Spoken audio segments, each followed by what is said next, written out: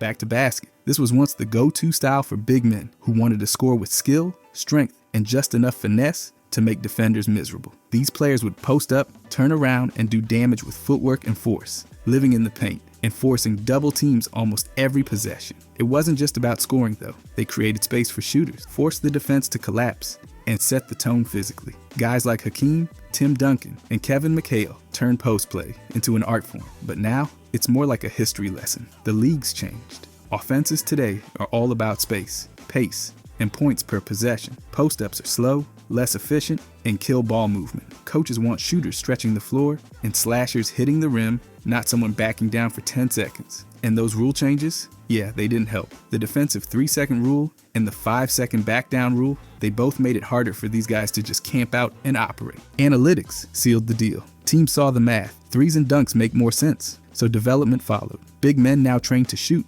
dribble, and defend all over the floor. Guys like Wemby are doing things that would have been unthinkable for most bigs 20 years ago. And the defense, it's quicker, more mobile, and always ready to trap the post. Sure, a few moves survive, and mentors still pass it down, but the back to the basket row, it's faded into a smaller situational piece of the modern game. Mid-range Maestro. This was the signature style for players who turned the mid-range area into their personal scoring lab. Between 8 and 24 feet from the basket, these guys made it look smooth with perfect footwork, crafty fakes, and expert timing. They weren't just scoring, they were dissecting defenses with precision. Players like Michael Jordan and Kobe Bryant basically turned the mid-range into an art exhibit. And Chris Paul, he built a whole career, carving up defenses with elbow jumpers. Even now, guys like Kevin Durant and DeMar still thrive in that space. It's just a lot more rare. The game's changed, the numbers don't lie. Three-pointers and layups just give you more bang for your shot. A shooter hitting 35% from deep still outscores someone hitting 45% in the mid-range. That math's been brutal for the mid-range. Coaches and front offices noticed and steered players toward efficiency. Stretch the floor, attack the rim, launch threes. The numbers shifted hard. Back in the late 1990s, almost 40% of shots came from mid-range. Now it's dropped to around 13%. That's not just a trend, that's a transformation. And while players still take those shots in the clutch, or when the defense closes everything else, it's not the bread and butter anymore. Still, some players haven't abandoned it. DeMar lives in that space. Durant's almost unguardable from there. It's not fully extinct. It's more so evolved. The mid-range is now a specialized weapon, not a universal language. The archetype might be fading, but in the right hands, it still hits like it always did. Non-shooting point guard. These guys used to run the show without needing to be a scoring threat from deep. They weren't knocking down threes or pulling up from mid-range. They were setting the table, locking down opposing guards, and steering the entire offense with pure basketball IQ. Rajon Rondo was the poster child for this role, slicing through defenses and delivering ridiculous passes without even pretending to be a shooter. Jason Kidd in his early days did the same thing. Pure playmaker, elite defender, and absolutely allergic to the three-point line until he became a shooter. But the league doesn't run like that anymore. Spacing is king now, and if you can't shoot, defenses stop respecting you. They sag, clog the lane, and ruin your whole offensive rhythm. Teams want 5 players who can spread the floor, not one who lets defenders chill in the paint. So the non-shooting point guard got squeezed out. Analytics made it worse. Teams saw the numbers and realized that even an average 3-point shooter provides way more value than a pass-first guard who can't score. And with positionless basketball on the rise, guards have to shoot just to stay on the floor. You can't be a liability anymore, not when opposing defenses are this smart. Sure, the traits still matter. Great vision, lockdown defense, and veteran leadership are still useful. But if a guard can't shoot, his minutes are gonna vanish. A few players adjusted by adding a jumper to stay relevant. Others faded out. The archetype didn't just decline, it had to evolve or disappear. In today's NBA, being a playmaker isn't enough. You've got to be a threat from everywhere. By the way, if you guys want to subscribe, I'm gonna be posting every day. Thanks. Anyway, Enforcer. These players weren't in the game to fill up a box score. They were there to hit hard, protect their stars, and make sure every opponent knew pain was just one screen away. They didn't shoot the lights out or glide to the rim. Their job? Set the tone. Charles Oakley? He was like a human bodyguard for Michael Jordan. Bill Laimbeer turned intimidation into a strategy. Maurice Lucas? He didn't just shift the momentum of a finals series, he grabbed it by the collar. But the league's different now. The rulebook got thicker, and the fines got steeper. The NBA cracked down on hand checking, on hard fouls, on the kind of stuff enforcers used to get away with nightly. Now you toss an elbow, and you're in the locker room watching the rest of the game on a tablet. Today's game, values, spacing, shooting, and versatility. You can't just be big and mean anymore. You've got to shoot, switch, and run an offense. Analytics backed it up. If you're not efficient, you're not on the floor. And the league's brand? It wants highlight dunks and logo threes, not bruises and blood. Still, the enforcer didn't totally vanish. He evolved. Draymond Green brings the attitude with a triple-double skill set. Haslam barely played, but his presence alone kept everyone in check. Isaiah Stewart's got that old-school vibe, but with enough modern game to stay relevant. The traditional enforcer might be history, but the mindset's not gone. It just had to learn how to pass, switch, and maybe hit a corner three if left alone. The role changed, but the edge, that's still around. Tall, slow, small forward. These guys had the height of a power forward, but played out on the wing, bringing a unique blend of size, vision, and touch. Turco Lou was the classic example. 6'10", smooth with the ball, could hit threes, and ran the offense like a point guard. Stojakovic wasn't just a shooter. He was a problem for any defender too small to contest his release. And Mike Dunleavy Jr., smart, steady, and always in the right spot, even if it took him a couple extra steps to get there. But today's NBA is way too fast for that mold. The game's up-tempo, transition heavy, and built on speed and quick switches. If you're not moving your feet fast enough, you're getting hunted on every pick and roll.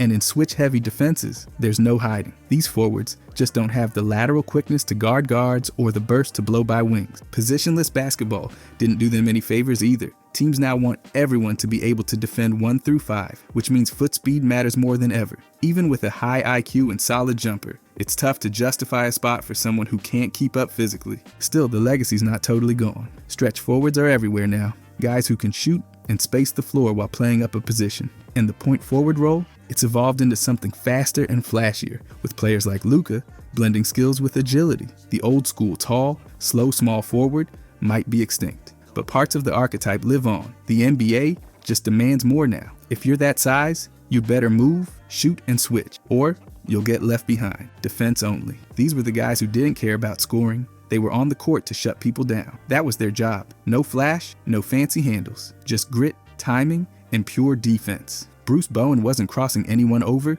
but he was glued to the league's top scorers. But that kind of player doesn't last long anymore. The game's all about spacing, shooting, and offense. If you're not a threat with the ball, you're a problem for your own team. Offenses sag off, clog the lanes, and collapse everything when a guy can't hit an open shot. Even elite defenders get benched if they're invisible on offense. Player development's changed too. Now everyone's trained to do a bit of everything. No one wants a one-dimensional specialist. If you're not scoring, or at least drawing attention, it doesn't matter how many steals you rack up. And with the rule changes favoring offensive freedom, defense-only players have less room to operate the way they used to. So what happened? The archetype adapted. You've got 3-and-D guys now, strong defenders who can also knock down shots. Bigs who anchor the defense but still score a pass out of the post. Versatile wings who can guard anyone and still handle the ball. The pure defense-only role, it's basically extinct, but its spirit's alive in players who defend hard and still keep the spacing honest. Defense still matters. It just can't be the only thing you bring.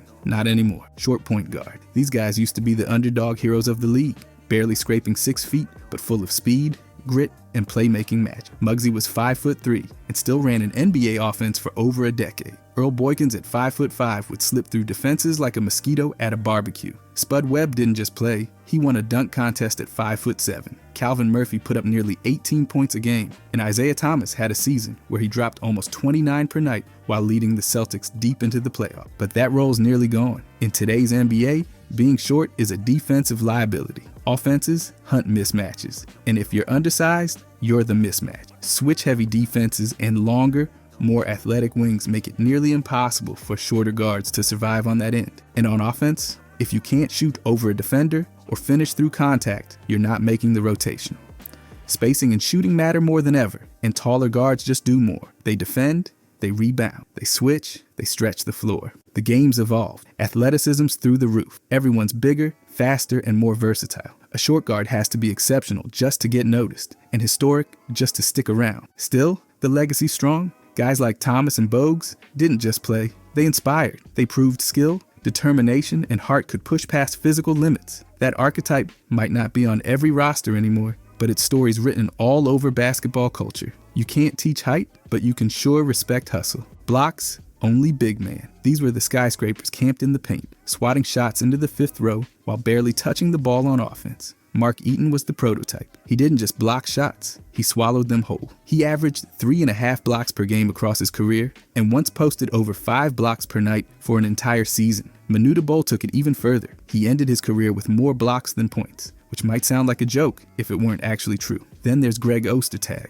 never confused for a scorer, but you'd feel him at the rim. But that role doesn't really exist anymore. The NBA moved outside. Offenses run through spacing and perimeter movement now. Instead of forcing teams to meet giants in the paint, they just shoot over or around them. If your big man can't move his feet or switch onto a shooter, he's a mismatch waiting to be exploited. The slow-footed rim protector just can't survive in today's tempo. Offensively, the demands got steeper. Bigs need to pass, shoot, or at least finish in traffic. You can't have a guy standing in the dunker spot who fumbles every pass or bricks free throws. If you're not contributing at both ends, you're giving minutes away. Still, shot blocking hasn't died, it's just transformed. Guys like Rudy Gobert still dominate the paint, but they also anchor modern schemes and contribute more across the board. Rim protection matters, but it's one piece of a bigger puzzle now. The one-dimensional SWAT specialist, that era's gone. The league wants more. Defense is still essential, but if all you bring is blocks, you're probably watching from the bench. Floor spacer only. These were the guys who lived on the perimeter and made defenses pay for blinking. No handles, no drives, no playmaking. Just pure catch-and-shoot weaponry. Steve Novak barely moved, but when he did, it was to drift into the corner and bury a three. James Jones practically had a reserved spot on the arc, riding shotgun during championship runs just for his shooting gravity. Anthony Morrow could heat up in seconds, and Matt Bonner stretched the floor from the 5 spot, even if he grabbed rebounds like they were optional. Quentin Richardson had more range than range of motion, but the league caught up. Now just being a shooter isn't enough. Teams need guys who can stay on the floor when shots aren't falling. If you're not defending, handling the ball, or doing something besides waiting for a kick out, you're getting hunted. In the playoffs, those liabilities get torched. Offenses evolve too. Ball movement, pace, drive and kick action. It all needs more than a one-note shooter. Guys have to put the ball on the floor, make reads, or finish at the rim. If all you do is shoot, you're just standing in the way when the offense breaks down. So what happened? The role didn't vanish, it transformed. Now you've got 3 and D guys who hit threes and clamp up on defense. Stretch 4s and 5s can shoot and still protect the paint. Role players aren't just shooters. They're hybrid tools, not single-purpose gadgets. The old floor spacer only? That's a relic. The game's too fast and too fluid for statues with good form. You've got to shoot and do something else, or get replaced by someone who can. Shackstopper. These guys weren't out there to get buckets. They were on the floor to ruin someone else's night. This doesn't mean they're only there to stop Shaq. This is a guy who was on a team to guard one guy specifically. Their entire role was to shut down a superstar, or at least make them sweat. Shane Battier practically had scouting reports memorized like a pop quiz. He didn't just play defense, he calculated it. Tony Allen didn't care if he scored 2 points as long as his matchup didn't score 20. Kobe even said Allen was the best defender he ever faced. Gary Payton chased around Michael Jordan in the finals. There's a lot of examples. But here's the thing. This kind of role isn't what it used to be. The game's too spread out. Stars now have every skill in the book. Step backs, fadeaways, pull-ups, floaters. And they don't just ISO anymore. Offenses constantly move, and team defense matters more than one-on-one glory. If you don't have help, even the best stoppers get cooked. On top of that, the rules have softened. Physicality's been trimmed down, hand-checking's gone, and guys get called for fouls just for breathing too hard. The old lock a guy up for 40 minutes job isn't viable anymore. Still, the concept's not dead. It's just evolved. Players who can switch, communicate, and clamp up in crunch time are still gold. The Shackstopper might be rare now, but the mission, neutralize the threat, is alive and well. Just less bruising, more brainy. Rebounding rim runner. These guys eat in the paint and sprint like track stars for a living. They're not pulling up from 30 feet or running pick and pop sets. They're setting hard screens, diving to the rim, and grabbing every loose rebound like it owes them money. Clint Capella's made a career off, finishing lobs and cleaning the glass. DeAndre Jordan, in his prime, he was basically a trampoline with arms. JaVale McGee's bounce and shot blocking made him the ultimate energy guy. Dwight Powell's been a go-to roller in pick and rolls for years, but the game started asking for more. Floor spacing's not a luxury anymore. It's a requirement. If your big man can't step out and hit at least a mid-range jumper, defenders sag off, paint gets clogged, and ball movement dies. Rim runners who can't shoot get schemed out real fast. Defense is another hurdle. It's not enough to block shots. Bigs now have to switch onto guards, survive on the perimeter, and chase shooters. If you're just camping out in the paint, waiting to swat a floater, you're getting cooked by modern spacing. And don't forget the free throws. Many rim runners are bricklayers at the line, which makes them liabilities in crunch time. Coaches love the hustle, but they hate intentional fouls turning into wasted possessions. Still, the role's not dead. It just has to evolve. If a rim runner can add touch around the rim, improve lateral movement, or at least knock down some freebies, there's still value. But being tall, fast, and dunk happy isn't enough anymore. You've got to round out your game or get left behind in transition. Twin Towers. This was the blueprint for pure dominance in the paint. 2 7-footers patrolling the rim, crashing the boards, and daring anyone to try a layup. Hakeem and Ralph Sampson kicked it off in Houston, combining size with skill and dragging the Rockets to the final. Tim Duncan and David Robinson turned it into a dynasty in San Antonio, anchoring one of the most suffocating defenses the league's ever seen. Powell and Andrew Bynum made it work in Los Angeles, stacking rings with size, touch, and interior force. But the league changed. It sped up, shooters started pulling from everywhere, and suddenly having 2 giants parked near the basket became a problem, not a luxury. Paints got clogged, spacing vanished, ball movement slowed to a crawl. Teams realized that when both bigs can't shoot, the offense becomes predictable and easy to bottle up. Defensively, it's even worse. These towers couldn't chase guards or switch on the perimeter without getting roasted. In today's league, if your big can't guard in space, he's sitting. The mismatch isn't just a possibility, it's the game plan. Still, the idea's not dead, it's just evolved. The Celtics run Al Horford and Kristaps together because both can shoot. The Bucks do it with Giannis and Brook Lopez, size with spacing and defense. Minnesota paired Karl Anthony Towns with Rudy Gobert, using one as a stretch 4 and the other as a traditional anchor. The original Twin Towers model, 2 non-shooting bigs clogging the paint. That's toast, but the concepts survive by adapting. Now, if you're going double big, one of them better shoot, or switch, or pass, or do more than just stand tall. Big body, these were the bruisers. Wide frames, low centers of gravity, and a whole lot of mass packed into 6'9". Glenn Big Baby Davis didn't just have the nickname, he embodied the role. He threw his weight around down low, set monster screens, and muscled out space for rebounds. Zach Randolph took it a step further, turning that size into buckets and boards night after night. Jared Sullinger, he carved out a niche as a solid post presence who could hold his ground and clean the glass. But the game got quicker, slimmer, and stretchier. Now, being heavy isn't a weapon, it's often a weakness. Offenses move faster, pull bigs out of the paint, and torch slow feet with pick and roll action. The big body gets exposed in transition, and when asked to switch on the perimeter, forget it. Spacing killed the old school post game too. Teams want shooters and slashers, not guys clogging up the lane with drop steps and baby hooks. And if you can't hit a jumper or run the floor, it's tough to stay on the court. The league just doesn't make space for big bodies without modern skills. Conditioning didn't help either. Carrying that kind of size over an 82-game season isn't easy. Injuries, stamina issues, and durability concerns piled up. Coaches moved on. Rosters evolved. Still, the big body blueprint hasn't vanished entirely. Some bigs still bring that presence in spurts, especially in playoff matchups that get physical. And veterans with that pedigree often pass down tricks of the trade, like how to seal off a defender without moving a muscle. But in today's NBA, size alone isn't enough. You've got to move, stretch the floor, and stay mobile, or the big body just becomes big baggage. Small ball 5. This is the lineup shift that broke traditional basketball in half. Instead of rolling out 7-foot rim protectors, teams started tossing in undersized, hyper-versatile players at center to maximize speed, shooting, and switchability. Draymond Green, at 6'6", basically turned this into a science experiment with a few championship rings as the result. His ability to guard everyone, play make, and stretch the floor without actually scoring much redefined what a big had to be. PJ Tucker took it to the extreme in Houston. At 6'5", he was bodying up 7-footers and then sprinting to the corner for a 3. He wasn't blocking shots or dominating the glass, but his strength and discipline made it work, at least for a while. And then there's Bam. He's 6'9", but plays like a Swiss Army knife, guarding 1 through 5, handling the ball, and anchoring Miami's entire defense. But this approach has trade-offs. Small ball 5s can stretch the floor and collapse mismatches, but they're often vulnerable on the boards and in rim protection. Teams that lean into this look need everyone to rebound, rotate, and hustle constantly. There's no room for passengers. The trend exploded during Golden State's title runs, but the league's starting to swing back, with dominant bigs like Nikola Jokic and Joel Embiid making traditional size relevant again. Small ball is more of a matchup tool than a go-to system. Coaches deploy it in spurts to speed up the game, create chaos, or pull shot blockers out of the paint. The small ball 5 didn't kill the big man, it just forced him to evolve. Now if you're playing the 5, you better shoot,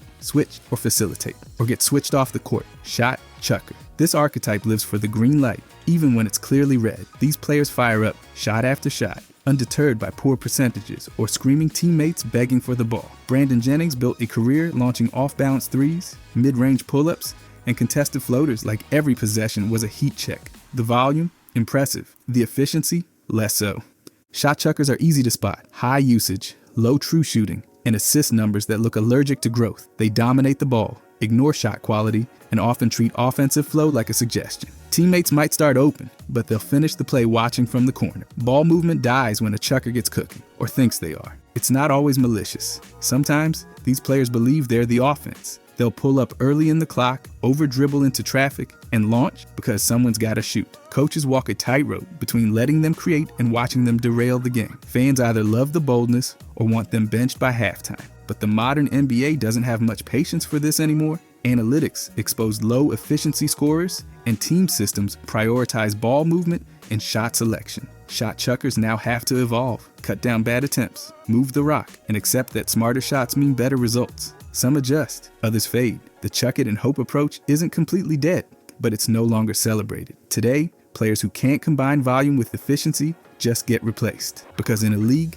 obsessed with clean offense, shot chucking isn't bold. It's outdated. Undersized shooting guard. These players have no business guarding wings, no height advantage to lean on, and yet, somehow, they're a problem. Standing under 6'4", they get shrugged off by traditional standards, but not by defenders. Allen Iverson at 6'0" was relentless, fearless, and faster than your remote's mute button. He didn't care if the guy guarding him had 6 inches on him. He just made him look slow. Eric Gordon carved out a decade-plus career, launching threes and slashing into traffic, like someone forgot to tell him he's short. But there are challenges baked into this archetype. Bigger guards shoot over them, post them up, or just throw a shoulder and dare them to flop. And on offense, these guys have to rely on skill over size, crafty finishes, deep range, or elite footwork. Finishing at the rim isn't about height. It's about knowing how not to get blocked into the fourth row. The league trends toward tall, versatile guards who can switch across positions. Undersized shooting guards? They've got to prove they can hang with that. They often shift into combo roles, handle the ball more,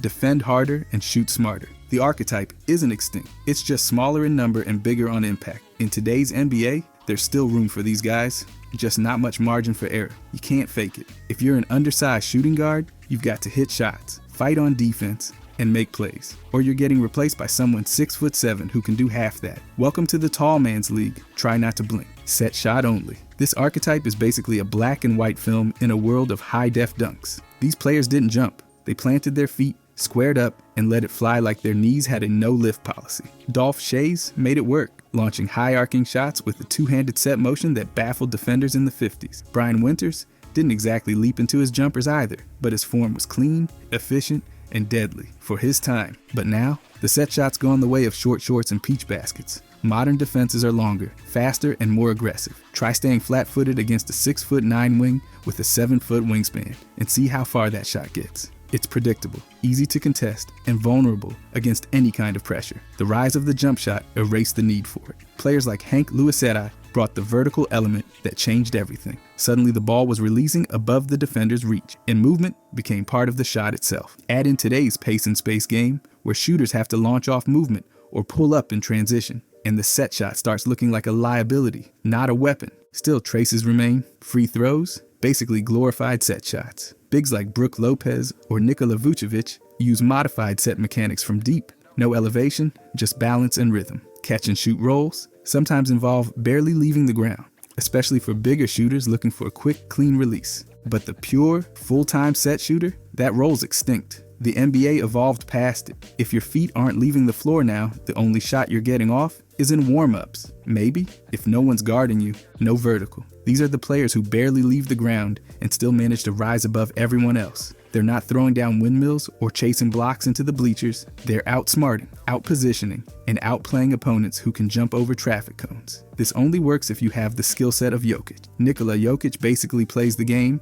like gravity is a suggestion he politely declines. With a vertical reportedly under 20 inches, he still dominates every possession with touch, vision, and timing. Then there's Larry Bird. He jumped like he was wearing ankle weights, but somehow hit clutch shots, won 3 MVPs, and made defenders look like they were thinking in slow motion. Adrian Dantley He lived in the post, scoring buckets with his back to the hoop while being shorter and less bouncy than most guards today. These guys didn't need vertical. They had footwork, patience, and actual basketball skills. Imagine that. But the limitations are real. They're not swatting shots or skying for rebounds. They've got to rely on angles, boxing out, and sheer stubbornness. At the rim, it's about touch and craft, floaters, pump fakes, reverse layups, anything to avoid getting sent into the third row. Even now, there's room for this archetype. Jokic isn't just surviving. He's winning MVPs while moving like someone's dad at a pickup game. Teams know there's value in high IQ players who won't poster anyone, but will still control the pace and punish mistakes. Vertical leap might dominate highlights, but the no vertical guys, they dominate the game's details. They're proof that success isn't always about how high you jump, it's about how well you play when your feet barely leave the floor. Charge 5. These are the big men who don't swat shots. They stand their ground and take the hit. Instead of flying through the air for highlight blocks, they plant themselves in the lane, read the play, and brace for impact. Anderson Varejao practically built his reputation on this, leading the league in charges drawn during the 2006 to 2007 season with 99. That's not defense with flash, it's defense with bruises. DeMarcus Cousins, usually known for offense and attitude, quietly ranked near the top in charges during the 2014 season. But the archetype's rare. The game now values mobility, length, and versatility. Drawing charges, that's seen as niche. Add in officiating changes and the risk of flopping calls, and it gets even tougher to rely on this skill consistently. Plus, repeatedly absorbing contact from 6'8" wings at full speed isn't exactly great for a long career. It's admirable, but painful. Still, coaches know the impact. A perfectly timed charge can shift momentum, get a star in foul trouble, or lock down a key possession. These players may not show up in the block column, but their presence is felt when the whistle blows and the ball goes the other way. The Charge 5 doesn't anchor a defense in the traditional sense, but they're a wall with a heartbeat. Not glamorous, not loud, just essential in the right moment when it counts most. Turtle. These are the players who move at one speed, slow, and still leave defenses scrambling. They don't explode past defenders or leap over shot block. They lull you to sleep, then hit you with a pass you never saw coming. Kyle Anderson, fittingly nicknamed Slow Mo, is the blueprint. He looks like he's playing in a different time zone, yet somehow always ends up in the right spot, making the right read. At 6'9", he uses his length and brain instead of burst and hops. He's not blowing by anyone, but he's still affecting every possession. He's about the only guy anymore who moves like this though. These guys can't win foot races, so they don't run them. They win with angles, with timing, with IQ. They anticipate instead of react. They see the game one move ahead, and they always seem to get there first, just not with speed. Sure, they get targeted on defense, especially in transition. They're not great in a foot race, but in half-court settings, their brains are quicker than anyone else's legs. The turtle archetype isn't flashy. It's steady, smart, and lethal in its own way, because sometimes slow is exactly what wins. PG Cone. This archetype is all about point guards who just can't hang on the defensive end. They're usually undersized, slow laterally, and get cooked every time the other team targets them. Think turnstile, but with sneakers. And the guy that comes to mind right away? Jimmer. He had serious offensive skills, but his defense? Practically non-existent. Jimmer stood about 6'2", and that size alone made him easy to exploit against bigger guards. Add in slow feet and minimal resistance on drives, and it's no surprise he posted defensive ratings that hovered well above 110 for most of his NBA career. In his last NBA stretch with Phoenix, his rating ballooned to 116.6. That's not just bad, it's get this guy off the floor bad. And because he was often a go-to scorer, he didn't have much left in the tank to focus on defense. Teams had to bend over backwards to cover for him, throwing in more help, defense, or switching everything just to hide the bleeding. That put strain on the rest of the unit, and when the playoffs roll around, those weaknesses turn into flashing red targets. Jimmer's journey makes it clear. If you can't defend, you better be in a league that doesn't care, which is why he found success in China, where scoring is king and defense is more of a suggestion. The PG Cone's gone extinct in today's NBA because no team wants to spend their time covering for a walking mismatch. If you enjoyed this, I'm going to be posting a lot here. I would greatly appreciate it if you could subscribe. Thanks for watching.